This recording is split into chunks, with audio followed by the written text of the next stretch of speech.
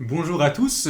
Dans le cadre de nos conférences de carême, un petit peu revisitées cette année en raison de l'épidémie du coronavirus et donc du confinement qui en est une conséquence, voici une vidéo sur la quatrième vertu cardinale qui vous est présentée, à savoir la vertu de prudence. Les 4 vertus cardinales sont les vertus de la force, de la justice, de la tempérance, et voici aujourd'hui une présentation de la vertu de la prudence. On va essayer ensemble d'approfondir ce que c'est que la prudence, sachant bien que, un peu malheureusement, lorsque l'on parle de prudence, on a tous un petit peu en tête le fameux « sois prudent, conduis prudemment », qui est un peu une caricature de la prudence. La prudence ne consiste pas seulement à faire attention en conduisant, même s'il le faut, et en tout cas, elle n'est pas une bonne définition de la prudence. Nous allons pouvoir l'expliquer davantage. Voilà, j'ai placé Saint Joseph à côté de moi. Saint Joseph, l'homme prudent, par excellence, l'homme sage, l'homme juste, qui va nous accompagner de sa prière et de son intercession pour m'aider à parler et pour vous aider à écouter, et que l'Esprit Saint nous accompagne. Pour commencer, voici une définition que donne de la prudence le dictionnaire Larousse. Je vous la lis. Il s'agit de l'attitude de quelqu'un qui est attentif à tout ce qui peut causer un dommage, qui réfléchit aux conséquences de ses actes et qui agit de manière à éviter toute erreur.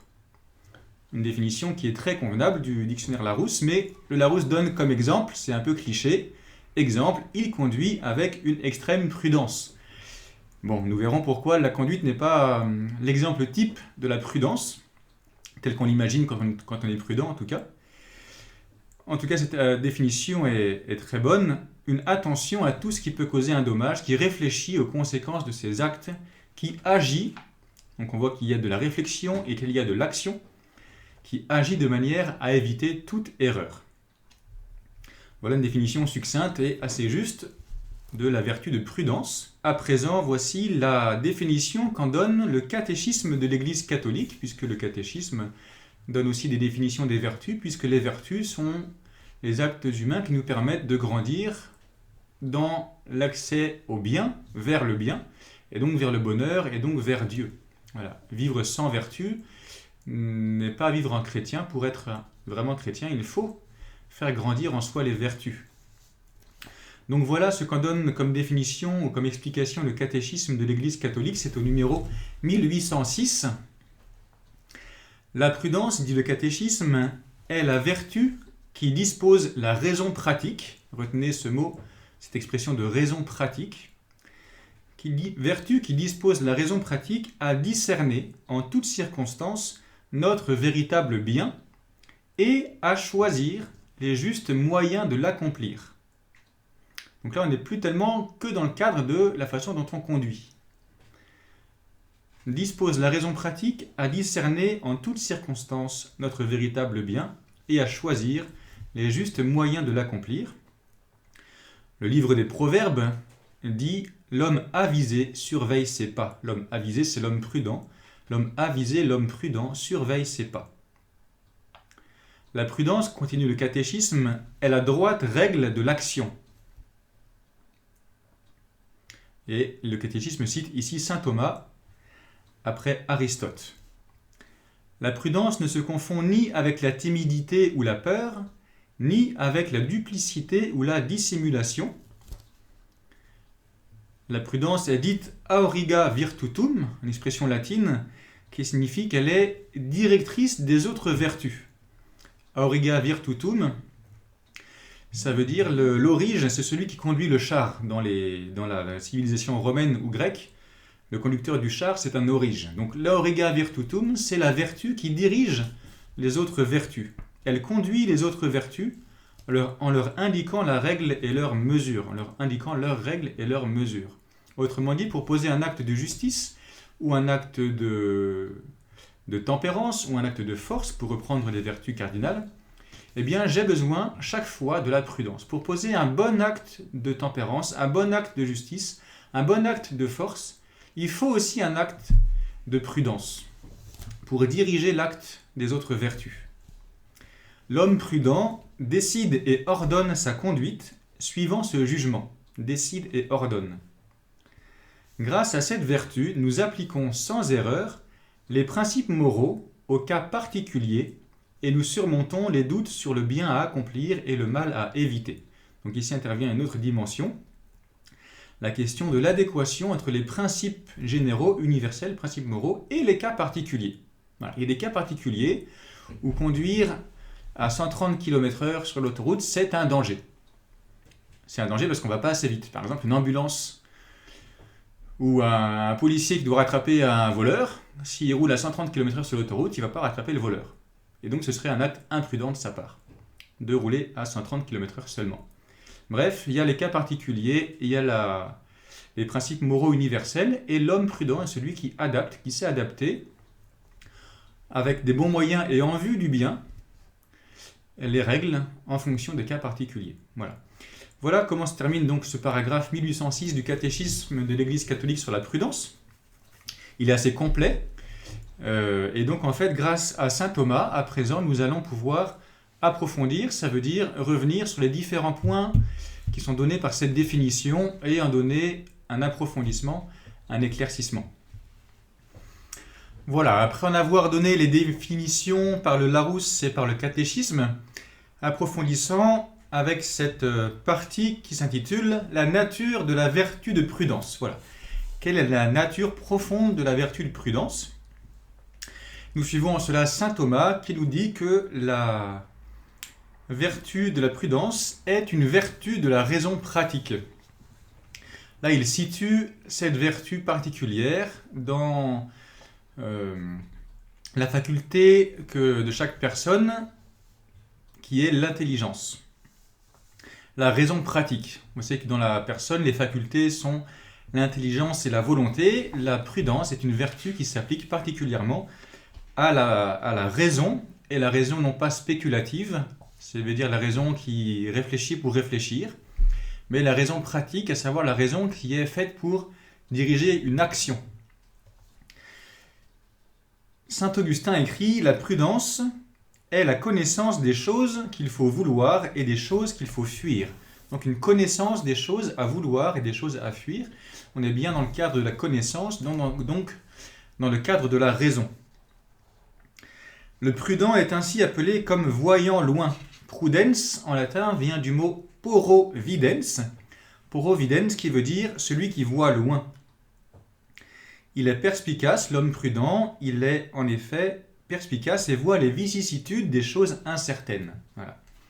Donc la prudence est une vision à l'avance, une anticipation, une capacité liée à l'intelligence à voir loin, à voir à l'avance, et à voir les choses à faire et les choses à fuir. La prudence, dit saint Thomas, concerne directement la faculté cognitive, ça veut dire la faculté de la connaissance. Connaître le futur à partir du présent et du passé, ce qui est le fait de la prudence, appartient proprement à la raison. Voilà. Donc on se situe avec la vertu de prudence dans une vertu qui fait grandir une faculté humaine qui est la raison, l'intelligence, et la raison en tant qu'elle est faite pour diriger ensuite les actes humains. La réussite de la prudence ne consiste donc pas dans la simple considération, il ne s'agit pas seulement de savoir ce qu'il faut faire, mais la prudence consiste dans l'application à l'œuvre, ce qui est la finalité de la raison pratique, l'application à l'œuvre. C'est pourquoi il serait souverainement contraire à la prudence de manquer cette application. Voilà. Un acte prudent est un acte qui est mis en application, pas seulement une réflexion faite sur ce qu'il faut faire ou ce qu'il ne faut pas faire. Les actes de la raison préposés à l'action sont les suivants. Il y a 3 actes qu'on peut décliner pour distinguer un peu les choses, même si tout va très vite dans notre intelligence remarquable, n'est-ce pas ? Les actes de la raison préposés à l'action sont le conseil. Voilà, d'abord, on prend conseil. Ensuite, ayant pris des conseils, il y a le jugement, qui est un acte de la raison spéculative. Le jugement est un acte qui produit une réflexion, qui produit un objet qui est le fruit d'une réflexion. Et ensuite, il y a le commandement, commander, qui est l'acte de la raison pratique, qui met en action et qui est donc l'acte propre de la prudence. Le conseil, je prends conseil, jugement, avec la raison spéculative, commandement, avec la raison pratique. Voilà comment se construit un acte vertueux par la prudence. La prudence est une vertu soutenue par la sollicitude ou la vigilance. Là, on va commencer à voir apparaître un vocabulaire assez particulier, un vocabulaire assez précis, qui nous permet, à l'intérieur de la vertu de prudence, de distinguer différents éléments qui la constituent, qui la construisent. Ainsi, toujours dans la nature de la vertu de prudence, on voit que même si sa nature, on l'a comprise, un acte de la raison pratique, eh bien cet acte de la raison pratique, il est soutenu par d'autres aspects qui sont ici la sollicitude ou la vigilance. Le mot de sollicitude vient de solere, en latin, qui veut dire habile, et de citus, qui veut dire prompt. Habile et prompt, en ce que le mot de la sollicitude s'applique à un homme habile d'esprit, et prompt de ce fait à accomplir ce qu'il doit faire. Voilà. Sollicitude, habileté d'esprit, accomplir ce qu'il doit faire. Cela s'applique en effet à la prudence. Mais l'acte principal est de commander, en matière d'action, ce qui a été d'abord délibéré et jugé. Voilà. Mais donc, cette délibération, ce jugement et ce commandement, il s'appuie sur des capacités humaines qu'on définit par la sollicitude, la vigilance et la capacité, l'agilité d'esprit. Aristote disant la chose suivante, « Il faut mettre promptement en œuvre ce qui a été délibéré, mais délibérer lentement. » Autrement dit, prendre le temps de la délibération, mais une fois que la délibération est faite, il faut agir promptement. Mettre promptement en œuvre ce qui a été délibéré, mais délibérer lentement. Voilà, donc la sollicitude, cette capacité à délibérer promptement, est un soutien de la vertu de prudence, mais elle n'en est pas la totalité. Voyons maintenant une caricature de la prudence qui s'appelle la fausse prudence. À la différence de la prudence parfaite, il y a une prudence imparfaite qui est liée à un mauvais usage de la vertu dans une mauvaise direction. Essayons d'expliquer cela. L'idée principale, c'est que la prudence, qui est une vertu, ne s'accommode pas avec le péché. Et il y a en effet une certaine prudence fausse à laquelle ce nom est donné selon l'apparence. Parfois, on a des actes qui sont apparemment prudents, mais qui en fait ne le sont pas. Puisque l'homme prudent est celui qui dispose bien les actions à faire en vue d'une fin bonne. Il faut que la finalité de l'action soit bonne pour que l'action soit qualifiée de vertueuse et de prudente. Quiconque dispose en vue d'une fin mauvaise ce qui convient à cette fin possède une fausse prudence, en ce qu'il adopte pour fin non un bien véritable, mais un semblant de bien. Voilà, ça paraît compliqué comme ça, mais en fait c'est tout simple. Un cambrioleur, par exemple, qui va cambrioler une maison et qui met tout en œuvre pour ne pas être pris par les policiers, pour être discret, pour être efficace, si on peut dire, selon le but de son action, eh bien, il aura apparemment agi prudemment parce qu'il aura bien calculé son coût, parce qu'il aura bien réfléchi, parce qu'il aura bien posé ses jugements. Il aura peut-être même pris des conseils auprès de cambrioleurs plus chevronnés que lui, ou que sais-je. Bref, il pourra avoir posé un semblant d'acte prudent et un commandement selon ces conseils qu'il a reçus et cette délibération intellectuelle.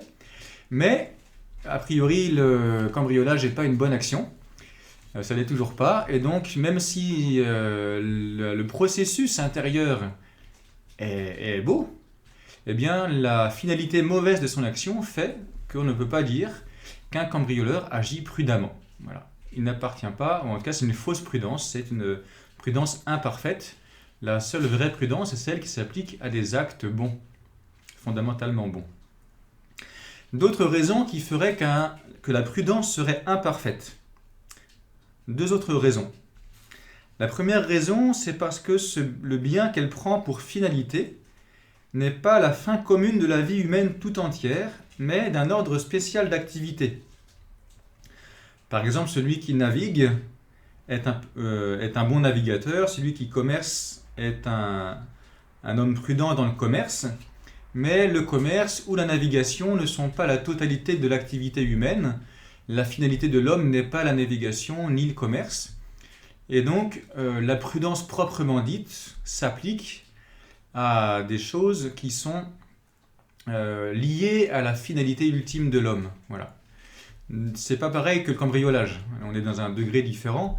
Autant le cambriolage, c'est une fausse prudence, autant lorsque je mets la prudence en œuvre sur des choses particulières de ma vie, c'est une prudence imparfaite. Imparfaite au sens où elle ne prend pas en compte la finalité globale de ma vie. Je peux être un très bon navigateur ou un très bon commerçant selon la prudence, mais faire du commerce ou de la navigation selon une finalité qui n'a pas de raison d'être ou n'importe comment. Est-ce que c'est bien adapté à la finalité de ma vie ultime finalement? Voilà.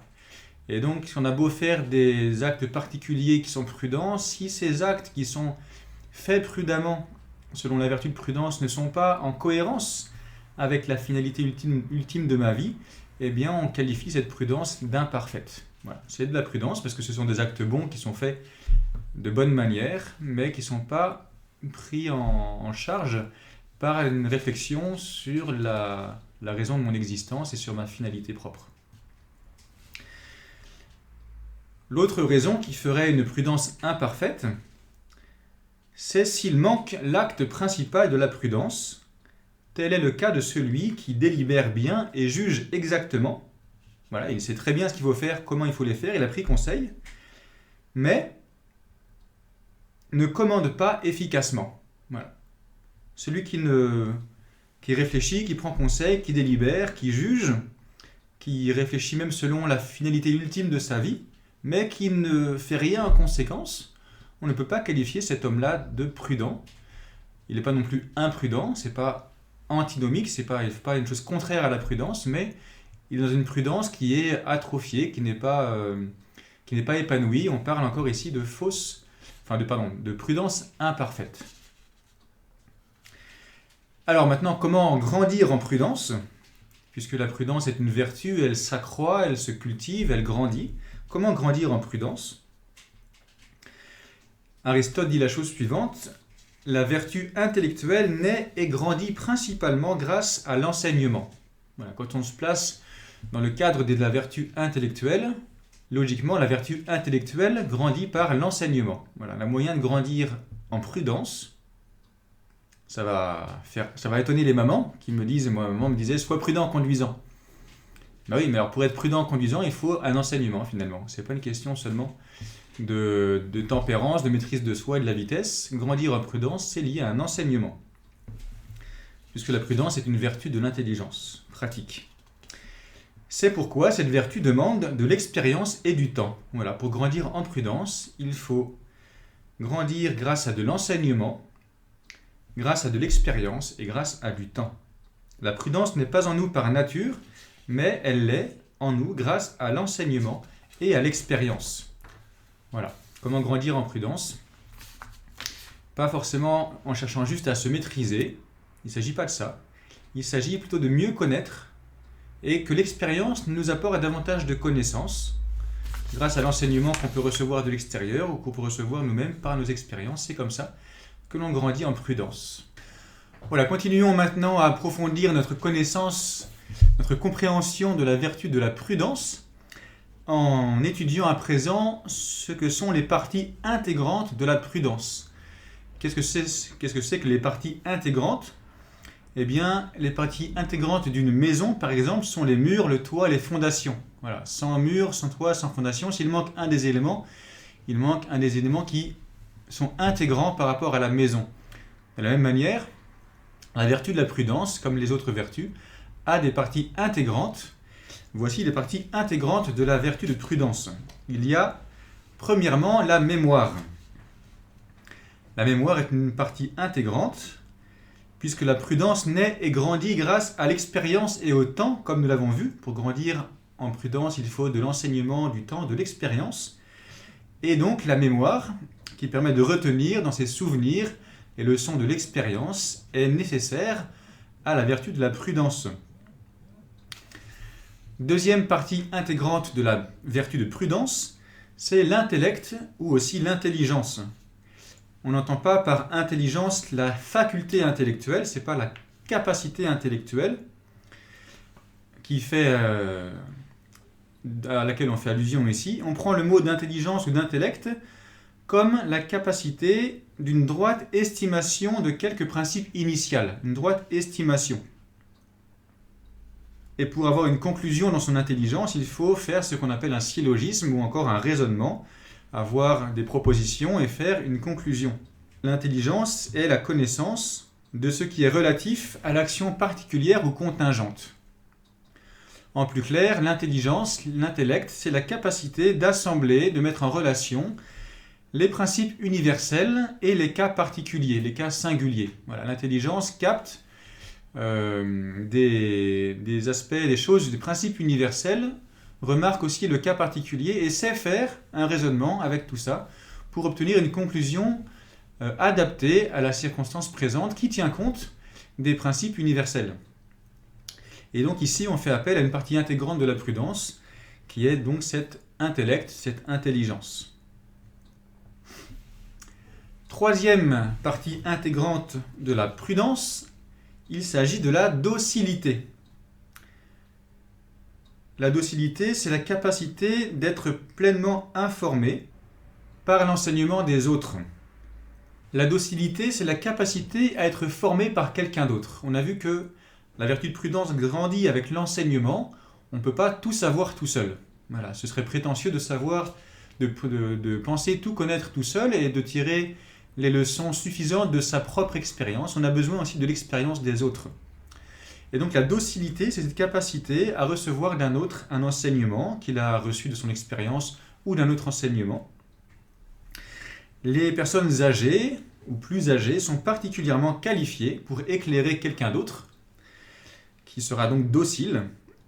Ces gens plus âgés, plus avancés en âge, qui sont parvenus à une saine intelligence des choses relatives à l'action par leur expérience.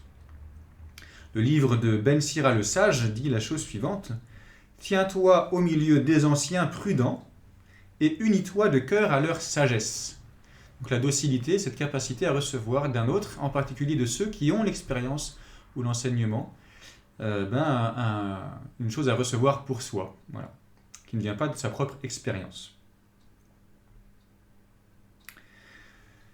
Quatrième partie intégrante de la prudence, il s'agit de ce qu'on appelle la sagacité. La sagacité, à l'inverse de la docilité, c'est la capacité, plutôt un complément de la docilité, c'est la capacité à acquérir par soi-même la droite estimation des choses. C'est-à-dire qu'il faut absolument profiter de la sagesse des autres pour grandir en prudence, mais il faut aussi savoir tirer leçon de sa propre expérience, de ses propres circonstances. La sagacité, c'est la capacité à acquérir ici par soi-même la droite estimation des choses. Voilà. La sagacité, c'est la capacité à deviner quelque chose par soi-même en fonction de ce qu'on constate. Par exemple, c'est en voyant que la Lune a toujours sa partie brillante tournée vers le Soleil, ça c'est ce qu'on constate. Avec la sagacité, on comprend sur le champ, il y a une question de rapidité, d'immédiateté, que la cause de ce phénomène, que la partie brillante de la Lune est celle qui est tournée vers le Soleil, la cause de ce phénomène, c'est que la Lune tire sa lumière du Soleil. Voilà. La sagacité, c'est celui qui voit quelque chose, qui constate de manière répétée quelque chose, ici la Lune qui est éclairée du côté du Soleil, et qui devine, avec sa propre intelligence, sa propre sagacité, eh bien que la cause de cela doit être le Soleil lui-même. Cinquième partie intégrante de la vertu de prudence, c'est la raison. La raison, c'est la capacité à raisonner, à bien délibérer, à bien conclure, à bien mener une réflexion.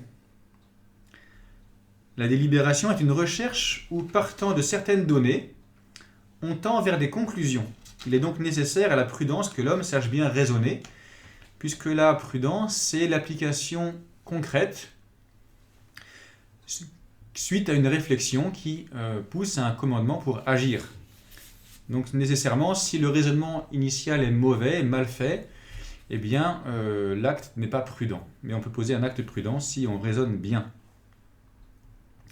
Attention qu'ici encore, comme l'intelligence, il ne s'agit pas d'une capacité intellectuelle. On n'est pas plus prudent parce qu'on est plus intelligent. La raison ne s'entend pas ici de la puissance de ce nom, mais du bon usage. Il ne s'agit pas d'être très puissant en intelligence, mais de savoir bien user de sa raison, quelle que soit sa capacité. On n'est pas dans le domaine ici de la compétence, on est dans le domaine de la vertu. C'est-à-dire qu'on peut poser un acte vertueux, quelle que soit la dimension de son intelligence, ou de sa capacité à raisonner, à résoudre des problèmes très compliqués. On n'est pas plus prudent parce qu'on résout des problèmes plus compliqués. On est prudent dans la mesure où on fait un acte vertueux, chacun à sa mesure, et qu'on use bien de la raison avec les capacités qu'elle a. Voilà. Sixième partie intégrante de la vertu de prudence, c'est la prévoyance. La prévoyance implique que le regard s'attache, prévoir, c'est voir avant, voir loin.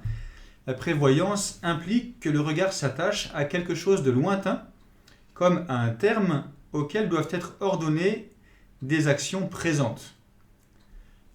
Voilà, la prévoyance est la capacité, avec son regard intellectuel, son intuition, de voir le terme de l'action et de pouvoir donc ordonner, en fonction du terme, les actions justes qui vont pouvoir y mener, les bons raisonnements aussi. Donc si on n'a pas de prévoyance, si on ne voit pas le terme de l'action, eh bien on ne peut pas diriger correctement son action. Si on ne sait pas où on va, on ne peut pas prendre un bon chemin. La prévoyance est donc une partie de la prudence, elle est nécessaire, elle fait partie intégralement de la vertu de prudence. La septième partie intégrante de la vertu de prudence s'appelle la circonspection. La circonspection, c'est la capacité à observer et à intégrer dans son raisonnement, dans son analyse, les circonstances particulières. La circonspection, c'est la capacité à voir autour, être circonspect, c'est avoir un regard un peu large, qui au fur et à mesure que le raisonnement progresse et va aboutir à une conclusion et donc à une action, eh bien, la personne est capable de voir autour de soi les circonstances qui peuvent être évolutives. Donc si les circonstances changent au cours du raisonnement, si on s'aperçoit que les circonstances ont changé, eh bien le raisonnement doit en tenir compte et l'action doit s'adapter en fait aux circonstances. La circonspection, c'est la capacité à observer et à intégrer les circonstances particulières au moment du raisonnement et de l'action. Sans cette circonspection, on comprend bien qu'on peut poser un acte qui serait décalé, alors même qu'il aurait pu être juste il y a 1 heure. Peut-être que depuis 1 heure, les circonstances ont changé et que poser l'acte prévu devient imprudent. Alors il faut savoir adapter son jugement et son acte aux circonstances particulières. C'est donc la circonspection. Et enfin, la 8e partie intégrante de la prudence s'appelle l'attention précautionneuse. L'attention précautionneuse, c'est cette attention à bien être précautionneux donc, et à savoir, en l'occurrence, pas tenir compte des circonstances, mais observer s'il n'y a pas un risque de pollution de l'action par qui cherche à faire quelque chose de bien, par une pollution par quelque chose de mal. Le mal prend parfois l'apparence de bien. Parfois le mal se mêle au bien même à l'intérieur, comme le bon grain est livré dans un champ, les mauvaises herbes et les bonnes herbes. Et donc cette capacité, cette attention précautionneuse à faire en sorte que le mal ne vienne pas se mélanger subrepticement au bien et qu'on ait une fausse apparence de bien. Donc l'attention précautionneuse met en garde contre ce qui peut empêcher les actes vertueux, ce qui les rendrait non vertueux, parce que viendrait se mêler à l'intérieur quelque chose de mal. Voilà, cette attention précautionneuse. Voilà donc les 8 parties intégrantes de la prudence. Ça fait plus que pour une maison, si on considère que pour une maison, le toit, les murs, les fondations suffisent. 3 éléments pour la prudence. On a eu 8 parties intégrantes. Toutes ces parties font la vertu de la prudence, la construisent et la consolident. À présent, abordons une autre partie dans cette étude de la vertu de la prudence, qui est la mention du don du Saint-Esprit. Vous savez qu'il y a 7 dons du Saint-Esprit. Et l'étude donc du don du Saint-Esprit particulièrement relatif à la vertu de la prudence. Et le don de l'Esprit Saint, l'un des 7 dons du Saint-Esprit qui vient soutenir la vertu de la prudence, c'est le don de conseil. Parce que nous sommes chrétiens, nous n'agissons pas seulement humainement, nous avons compris que notre humanité blessée par le péché a besoin du secours de la grâce de Dieu pour agir de manière bonne en vue du bien, que ce n'est pas seulement par nos propres forces, mais c'est surtout et d'abord et premièrement par la grâce de Dieu. Et donc c'est là qu'intervient le don du conseil, c'est pour faire grandir, pour fortifier, pour permettre à nos actes d'être prudents, parce que la prudence n'est pas être une vertu humaine, mais une vertu humaine soutenue par la grâce de Dieu nécessairement, et en particulier par le don du conseil. Dans les situations dans lesquelles nous pouvons être placés, dans les résolutions que nous pouvons avoir à prendre, il est nécessaire que nous entendions la voix de l'Esprit Saint. Et c'est par le don de conseil que cette voix divine arrive jusqu'à nous. C'est elle, cette voix de l'Esprit Saint, qui nous dit, si nous voulons l'écouter, ce que nous devons faire et ce que nous devons éviter, ce que nous devons dire et ce que nous devons taire, ce que nous pouvons conserver et ce à quoi nous devons renoncer. Par le don de conseil, l'Esprit Saint agit sur notre intelligence, de même qu'il agit sur notre volonté par le don de force. Voilà, le don de force, qui est un autre des 7 dons du Saint-Esprit, agit sur notre volonté pour soutenir la vertu de force qui est attachée à la faculté de la volonté, alors que la vertu de la prudence est attachée à l'intelligence. Donc il faut un don qui vienne soutenir l'intelligence, et c'est le don ici du conseil. Parce que la raison humaine ne peut comprendre dans leur singularité, ça veut dire dans leur particularité, tous les événements contingents, il en résulte que les pensées des mortels sont timides et incertaines nos prévoyances. C'est le livre de la sagesse qui dit cela. Les pensées des mortels sont timides et incertaines nos prévoyances. On peut chercher à être prévoyant, on peut chercher à être bon raisonneur, n'empêche que notre humanité est en soi finalement incapable de poser un acte prudent parfait en ce qui concerne surtout l'accès au bonheur de la vie éternelle. C'est pour ça que Dieu nous soutient, en l'occurrence ici par ce don de conseil. Et parce que nos pensées sont timides, parce que nos prévoyances sont incertaines, parce que nous sommes des aveugles finalement, eh bien l'homme a besoin dans la recherche du conseil d'être dirigé par Dieu, qui comprend toutes choses. Tel est le rôle du don du conseil, par lequel l'homme est dirigé, pour ainsi dire, par le conseil qu'il reçoit de Dieu. Voilà, ne négligeons pas ce conseil de Dieu. On a parlé tout à l'heure du conseil reçu des anciens, mais voilà, ça doit être complété nécessairement par le conseil de Dieu, et peut-être même que Dieu passe par les anciens pour nous conseiller. Mais le don du conseil agit à l'intérieur de nous pour nous rendre capables d'accueillir ce conseil de Dieu, quelle que soit la bouche qui le véhicule. Les fils de Dieu sont mus, ça veut dire bouger, par le Saint-Esprit selon leur mode d'être. Ça veut dire qu'on n'est pas des pierres, nous sommes des êtres humains, des êtres doués d'intelligence, de raison et de libre arbitre. Et donc c'est en fonction de notre mode d'être, à savoir des êtres libres, que le Saint-Esprit nous dirige.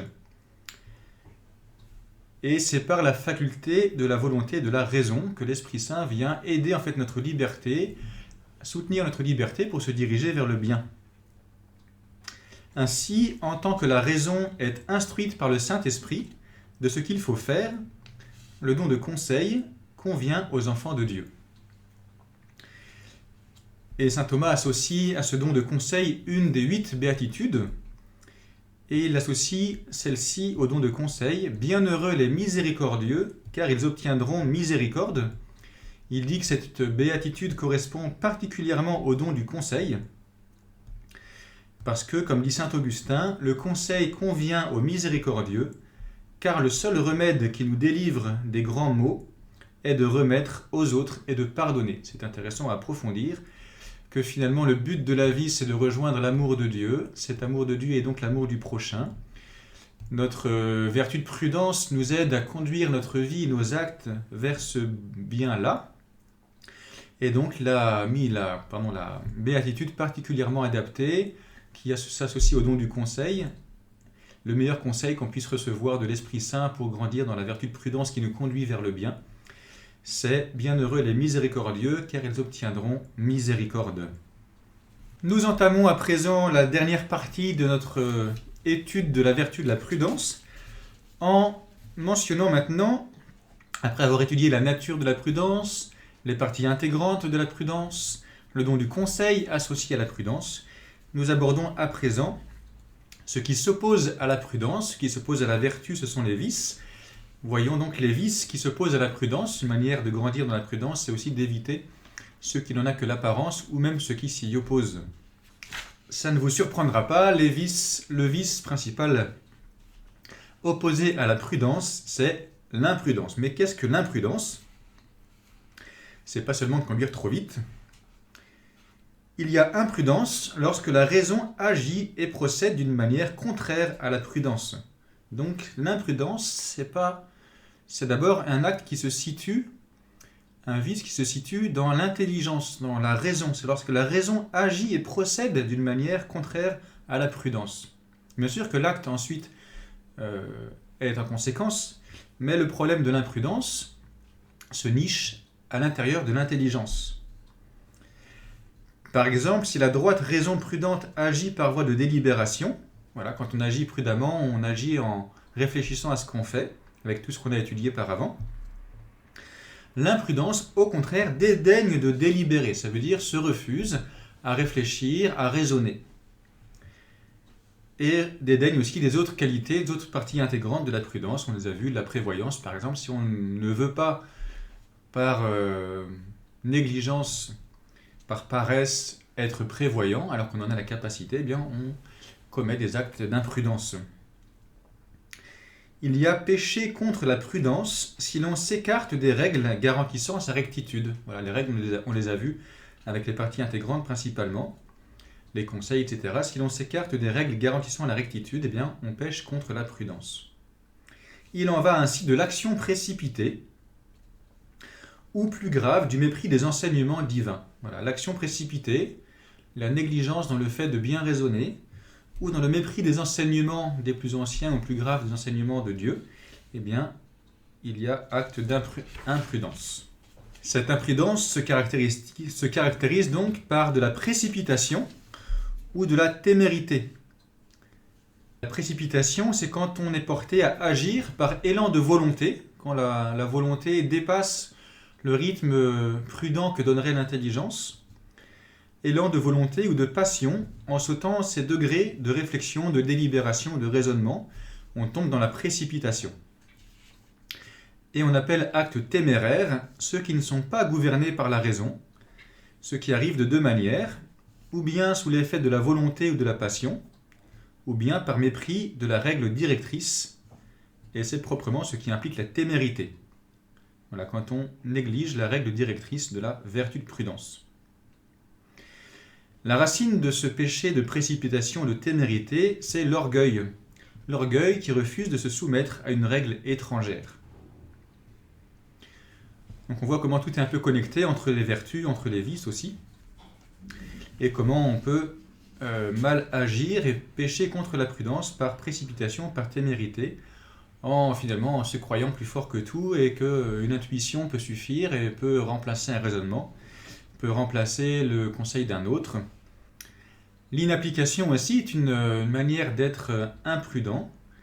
Le livre des Proverbes dit la chose suivante: que tes yeux voient ce qui est droit et que tes regards précèdent tes pas. Que tes yeux voient ce qui est droit, que tes regards précèdent tes pas. On parlait tout à l'heure de prévoyance dans les parties intégrantes de la prudence. Eh bien, l'inapplication fait le contraire. Le manque de jugement droit tombe sous le vice de l'inapplication dans le cas où l'on manque au jugement, au fait que l'on méprise ou que l'on néglige de faire attention aux règles d'où procède un jugement droit. Voilà, si on ne fait pas attention à bien réfléchir, à bien raisonner, à bien voir où conduire mes pas, cette inapplication eh bien, conduit à des actes d'imprudence. L'inconstance implique l'abandon d'un bon propos déterminé. Quand j'ai choisi une belle chose à faire, mais que j'abandonne finalement de le faire, je commets un acte, je suis inconstant, et cette inconstance va contre la prudence qui prévoit en principe l'application d'un bon propos que j'ai tenu de faire. Un tel abandon a son principe dans l'appétit. En effet, on ne s'écarte après coup d'un bon propos que parce que l'on cède à une complaisance désordonnée. Voilà, je dois aller, c'est comme les chevaux qui doivent aller je sais pas où, et qui voient la bonne herbe sur le bord du chemin et qui se mettent à brouter l'herbe, alors au lieu d'aller là où les conduit le cavalier. Complaisance désordonnée. Et cette complaisance désordonnée est consommée par la défaillance de la raison. Alors là, mon intelligence renonce à forcer ma volonté, et finalement, ma raison dit finalement, oui, l'herbe n'est pas si mauvaise sur le bord du chemin, on pourrait bien la brouter un petit peu. On s'égare en répudiant ce qu'on avait admis initialement à bon droit. On voit donc ici comment le plaisir, la colère, l'envie, tout ce qui est un petit peu lié à la sensibilité peut venir éteindre, bloquer, freiner le jugement de la raison et en fait détourner la raison d'un acte prudent. Et enfin, la négligence. La négligence, quant à elle, enfin, consiste dans le défaut de l'acte intérieur de commandement. Être négligent, ça vient du latin nec eligens, celui qui n'élit pas, qui ne fait pas d'élection, celui qui ne choisit pas, voilà, qui sait qu'il y a un choix à faire, qu'a priori ce choix, il devrait être celui-ci, mais qui ne réalise pas le choix. Le fait de ne pas choisir, être négligent, c'est un défaut de l'acte intérieur de commandement, et si on ne va pas jusqu'au choix, jusqu'à l'élection de ce qu'il faut faire, et l'exécution, eh bien, on ne peut pas prétendre à un acte vertueux en termes de prudence. Pour finir enfin, après avoir vu les vices opposés à la prudence formellement, voyons les vices opposés à la prudence par fausse ressemblance. C'est plus sournois parce que c'est l'apparence de la prudence qui vient masquer en fait un vice.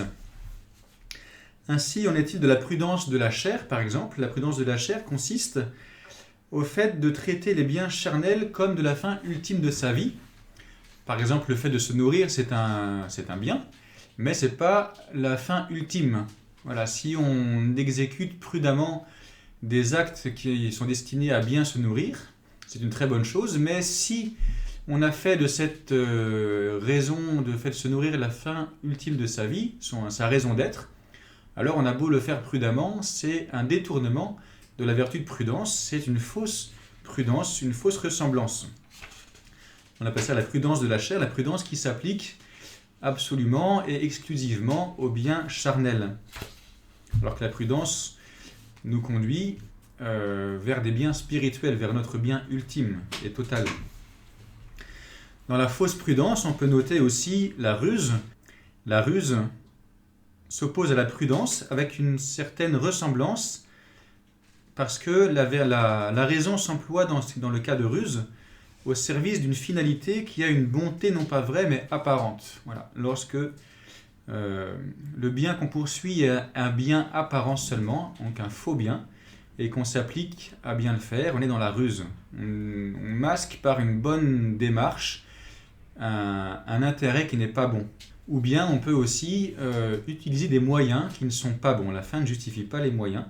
Dans ce cas, on a le péché de ruse qui se situe au niveau de l'intelligence, de la raison qui masque, qui fait une apparence de bien parce que le raisonnement est beau, mais en vue d'une finalité qui est mauvaise. On est dans la ruse. Et la tromperie, c'est lorsqu'on exécute cette ruse, lorsqu'on passe à l'exécution d'un bon raisonnement en vue d'une fin mauvaise ou apparemment bien, mais en fait qui ne l'est pas. L'exécution s'appelle la tromperie.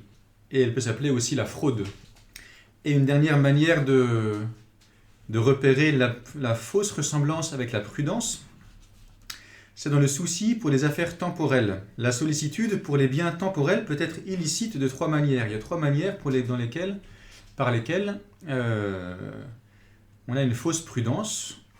Premièrement, en ce qui regarde l'objet de la sollicitude, si nous recherchons des biens temporels comme notre finalité, alors que Jésus, dans l'évangile de Saint Matthieu, nous dit par exemple « Ne soyez pas en souci en disant que mangerons-nous, que boirons-nous, de quoi nous vêtirons-nous » Si nous cherchons avec une frénésie trop importante les biens temporels comme une finalité, eh bien ce souci des affaires temporelles fait qu'on manque à la prudence et qu'en fait, toutes les actions, les raisons qu'on met en œuvre en vue de cette finalité-là pourraient être qualifiées de fausse prudence.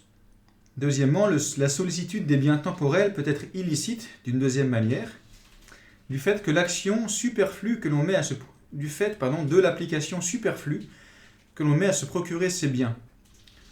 Saint Matthieu, dans l'Évangile, dit aussi « Le souci du monde étouffe la parole ». Voilà.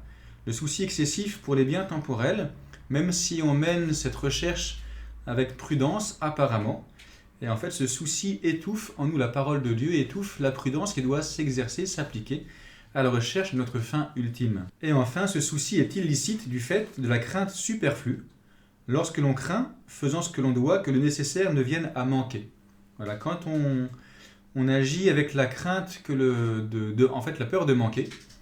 La peur de manquer vient vicier, vient polluer la prudence dont on doit faire preuve pour les choses ultimes. N'ayez pas peur du lendemain, nous dit Jésus. Notre principal souci doit être celui des biens spirituels, dans l'espérance que même les biens temporels nous seront fournis selon nos besoins, si nous faisons ce que nous devons. Voilà qu'on voit comment sont associés la vie spirituelle et la vie humaine vertueuse, et que comment le Seigneur, dans l'Évangile, nous guide aussi sur le chemin de la vertu, en nous apprenant, en nous disant, en nous enseignant de ne pas avoir le souci des choses temporelles.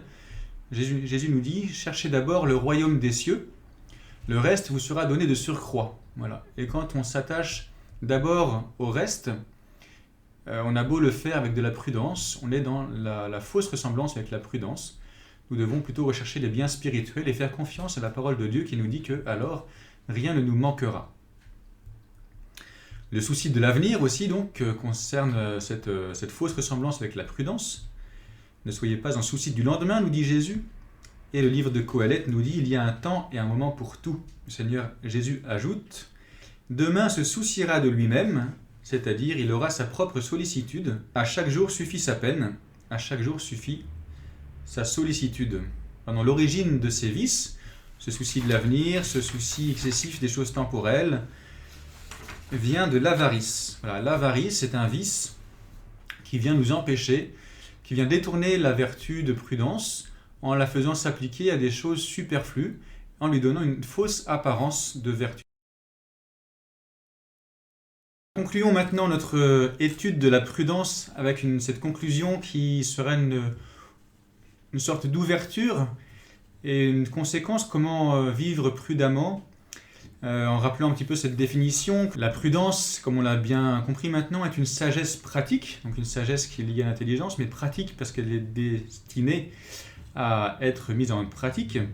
Sagesse pratique qui consiste à prendre en considération tous les aspects d'une action, d'un acte. Vertu qui contrôle aussi les autres vertus. Considérant cela et que ça appartient à l'homme d'être prudent, de grandir en prudence, qui a le don de conseil aussi pour nous soutenir dans la prudence, on se rend compte que la prudence est un petit peu aussi la vertu de la liberté. En tout cas, que, comme les autres vertus bien sûr, la vertu de la prudence aide à grandir en liberté. Et je dis cela parce que on vit néanmoins dans une civilisation, une société qui a une sorte de phobie de la responsabilité, parce qu'il faut toujours être assuré quand on fait quelque chose, et quand il y a quelque chose qui se passe mal, il faut toujours trouver un coupable. Et donc, il y a des normes à n'en plus finir, des lois à n'en plus finir pour circonscrire à chaque fois le cadre, le périmètre d'une action, et finalement enfermer l'homme dans un système où il faut obéir aux lois, ce qui est très bien, bien sûr. Mais l'excès de loi, en fait, peut, dans certains cas, empêcher l'homme d'exercer la vertu de prudence. Parce que finalement, on va dire, tu ne dois pas faire ceci ou cela parce que y a des risques trop importants. Et on part de l'idée, en fait, que l'homme est incapable de trouver par lui-même les bonnes dispositions pour que cette action soit faite sans risque, ou en tout cas, on veut éliminer même le risque.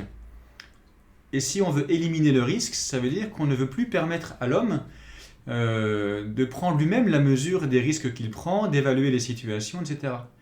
Donc plus on veut empêcher de prendre des risques, ce qui est un petit peu la tendance, même beaucoup, la tendance législative et normative de la société dans laquelle nous vivons, Si on n'y prend pas garde, eh bien on ne s'éduque plus à la prudence parce qu'on ne se met plus en situation d'être soi-même en mesure de décider la bonne adaptation de mon action.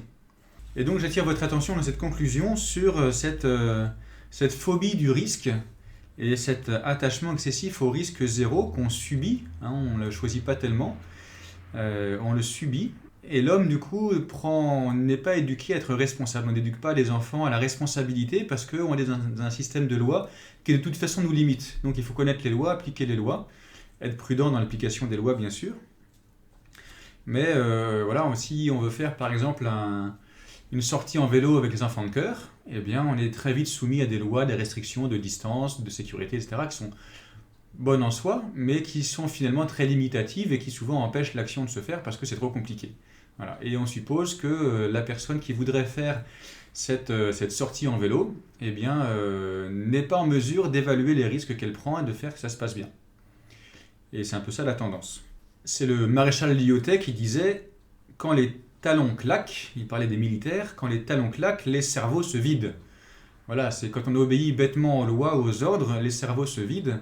Et c'est pas une bonne chose pour l'humanité, parce que l'humanité grandit, pas en protégeant seulement son petit environnement, sa sécurité et son confort.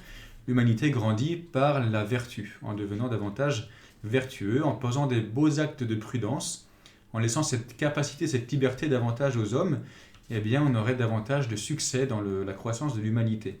Donc ce qu'on dénote là, c'est un contexte un petit peu social dans lequel il manque en fait la confiance en l'homme. Parce qu'il y a toujours cette épée de Damoclès de la responsabilité. Si ça se passe mal, tu seras puni.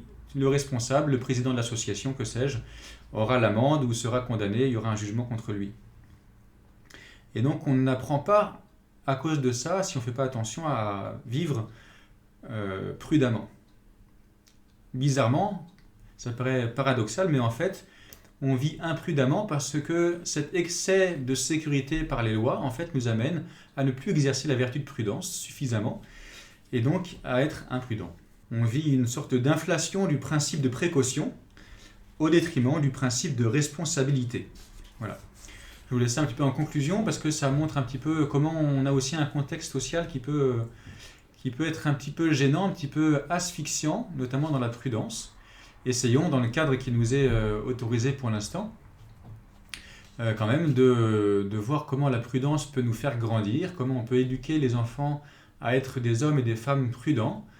J'espère que cet éclairage sur la prudence vous a plu, que ça vous a un petit peu dégagé du cliché un peu basique de la prudence du conducteur, mais la prudence est vraiment quelque chose qui conduit la vie tout entière. Alors n'hésitez pas, et maintenant que vous comprenez bien de quoi il s'agit, soyez prudents.